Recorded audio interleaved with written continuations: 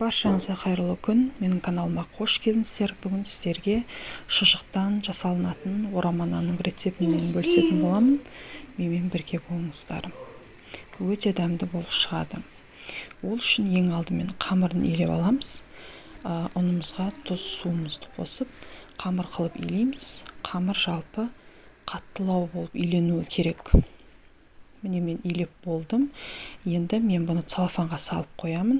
Әр жарты сағат сайын қайырамын. Одан кейін ие қанатын болады. Бізге керек салмасына асқабақ, жусай, пияз керек болады және осындай шұжық.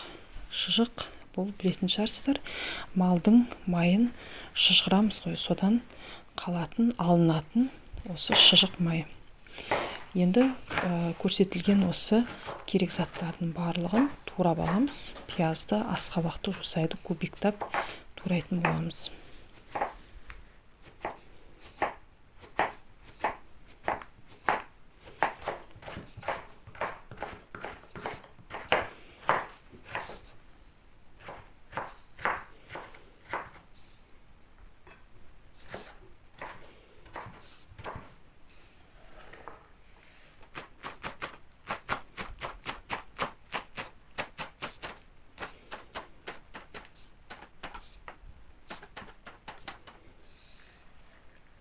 Барлығын турап алғаннан кейін бір ыдысқа жинаймыз.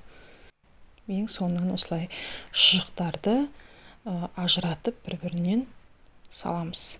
Немесе осы шұжықты тағы да турап салса болады. Үстіне тұзды салам, бұрыш салсақ болады. Ешқандай сұйық май қоспаймын. Өйткені шұжық майлы, майы шығады оның, сондықтан сұйық майдың керегі жоқ. Жақсылап араластырамын. Осымен салмамыз дайын. Енді қамырымыздың ие қанды. Осылай мен 3 бөлікке бөліп алдым. Кішкентайдан осыны енді жұқа қылып жаямыз. Егер жұқа болса, ол әдемі көрінеді.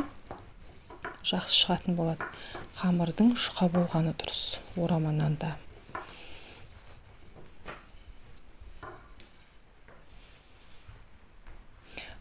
Және айта кететін жайт, кішкентай бөліктерге бөліңіздер, өйткені үлкен бөлікке бөлетін болсаңыздар, қамыр үлкен болып кетеді, орамасы да үлкен болады. Содан қалың болып кетеді.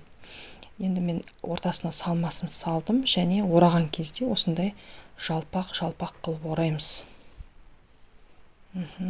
Енді жаңағы мантываркамыздың листіне саламыз. Осындайдан менде 3 шықты. Енді мантываркамызда пісіріп аламыз. 40 минутта піседі.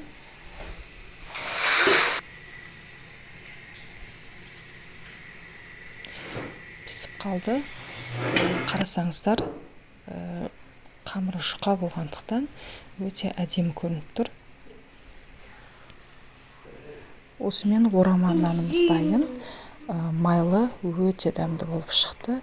Асқабақ, жусай, шұжық бір-бірімен керемет үйлесім тапқан. Сондықтан сіздерге кеңес берем, жасап көріңіздер. Және шұжық бұл өте пайдалы болып келеді.